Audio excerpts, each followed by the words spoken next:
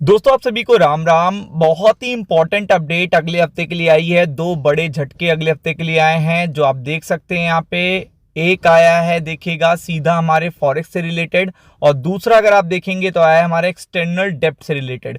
बहुत ही important update है तो आपको पता होना चाहिए, क्योंकि इसका सीधा असर बैंक पे पड़ेगा, सीधा असर बैंक पे पड़ेगा।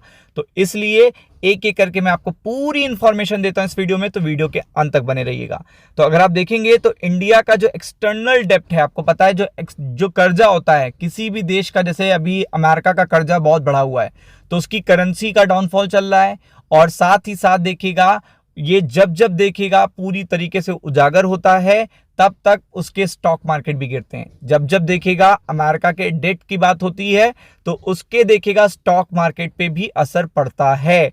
तो सेम चीज देखिएगा इंडिया के एक्सटर्नल डेप्ट का रिपोर्ट आया है। किसने दिया है? आरबीआई ने दिया है। और ये कर्जा हमारा बढ़ गया है, राइज हो गया है $736 बिलियन।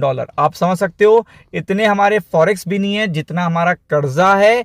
और ये देखिएगा जीडीपी का 19.1% हो गया है। कितना हो गया है? 19.1% ऑफ जीडीपी। आप देख सकते हैं यहाँ पे पूरी तरीके से काफी बड़ा जंप आया है। और देखिएगा देश के कर्जे में अगर जंप आ रहा है तो ये कहीं से भी अच्छा अपडेट नहीं होता। ये आपको भी पता है कि पूरी तरीके से देखिएगा यहां पे आप देख सकते हो इंडियाज एक्सटर्नल डेप्ट रोज टू 736.3 बिलियन। आप देख सकते हो यहां पे बढ़कर कितना हो गया है? 736.3 बिलियन। ये चेकआउट कर सकते हैं आप। और ये कितना हो गया? 19.1% ऑफ जीडीपी। और अगर आप देखेंगे ये मार्च 2025 में था, पिछले साल देखिएगा जो था वो आप देख सकते हैं यहाँ पे था 668 बिलियन।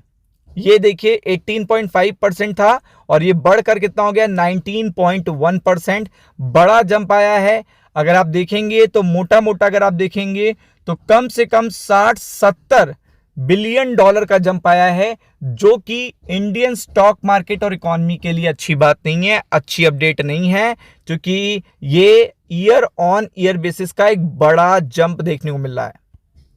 तो आप देख सकते हैं यहाँ पे currency amounted 5.3 billion, valuation effect external डेप्ट would have increase 72.9 billion instead of 67.5 billion. तो कुछ देखिएगा जो इफेक्ट आया है, $5 बिलियन का जो असर आया है वो हमारी करेंसी ने जो लो बनाया है पिछले नवंबर से लेकर अब तक जून तक, जो कि एक बड़ा लो है। आपको पता है 83-84 तक का लो हमारी करेंसी लास्ट ईयर बना रही थी, अचानक से जंप होके 85-86 तक पहुंच गई और एक जगह पर 87 का भी लो टच किया है।